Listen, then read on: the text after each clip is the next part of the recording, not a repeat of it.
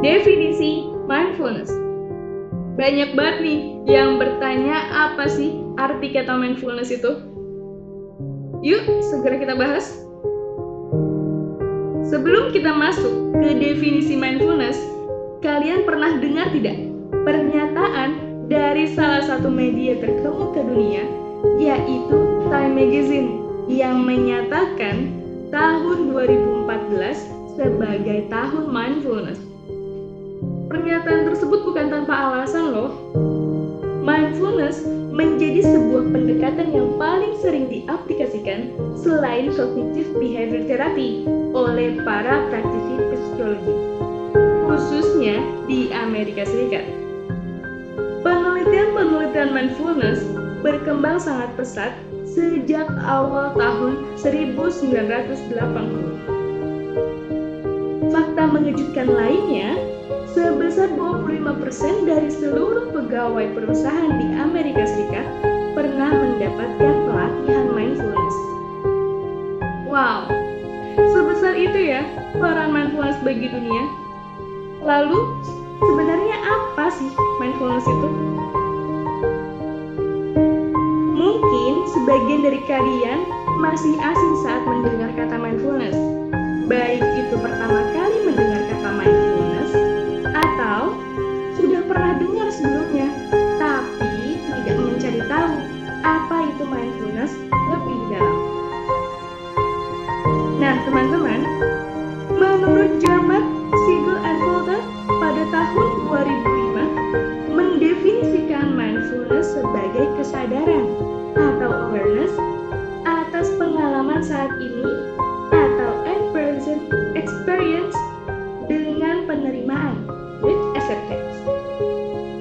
Menurut Jon Kabat-Zinn pada tahun 2003 sebagai penggagas penerapan terapi mindfulness menyatakan bahwa mindfulness adalah kesadaran yang muncul dengan cara memfokuskan perhatian pada tujuan, fokus pada saat ini, dan tanpa menghakimi terungkapnya pengalaman dari satu momen ke momen lain. Istilah dalam bahasa Inggris yang diungkapkan oleh Jon Kabat-Zinn adalah mindfulness means paying attention in a particular way, on purpose, in the present moment, and non-judgmentally. Berdasarkan definisi tersebutlah mengatakan bahwa mindfulness adalah memberikan perhatian atau atensi dengan cara tertentu. Sampai saat ini, sudah paham belum definisi mindfulness? Paham tidak yang dimaksud dengan cara tertentu dalam ungkapan Jon Kabat-Zinn tadi? Gini, biar lebih paham. Perhatikan deh kata-kata yang digarisbawahi. Ada on purpose, in the present moment, and non-judgmentally. Ketiga poin inilah yang dimaksud dengan cara tertentu oleh Jon Kabat-Zinn. Yuk kita bahas satu persatu. Paying attention and purpose. Mindfulness kali ini adalah tentang memberikan perhatian pada tujuan. Artinya, dalam diri, secara sengaja kita memberikan perhatian pada sesuatu. Yang dimaksudkan adalah tujuannya. Contoh, seperti kamu menonton video ini. Apa kamu menyadari apa yang kamu lihat? Apa kamu hanya sekedar melihat secara otomatis? Sebagian besar pikiran, perasaan, dan perilaku kita terjadi secara otomatis. Sampai-sampai kita lupa untuk memperhatikannya. Memperhatikan mindfulness artinya memperhatikan diri kita secara sengaja, mendengarkan apa yang dikatakan orang lain secara penuh perhatian, dan mencermati perilaku kita sendiri secara sadar. Lalu bagaimana dengan in the present moment? Pay attention in the present moment. Mindfulness kedua ini adalah tentang memberikan perhatian pada saat ini. Memberikan perhatian pada apa yang ada. Hadir itu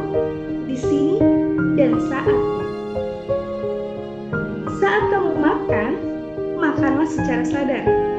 Nikmati apa yang ada di depan kamu, tanpa memikirkan nanti siang makan apa, besok menunya apa. Kamu cukup menikmati apa yang ada saat ini.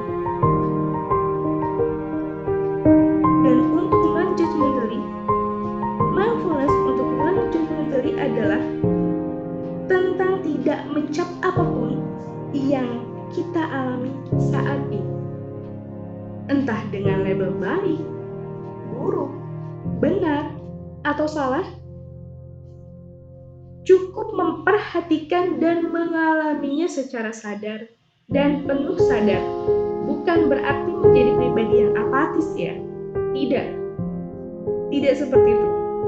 Melainkan membiarkan diri kita melihat, mendengar, dan merasakan secara utuh terlebih dahulu sebelum kita memutuskan apa yang perlu kita lakukan.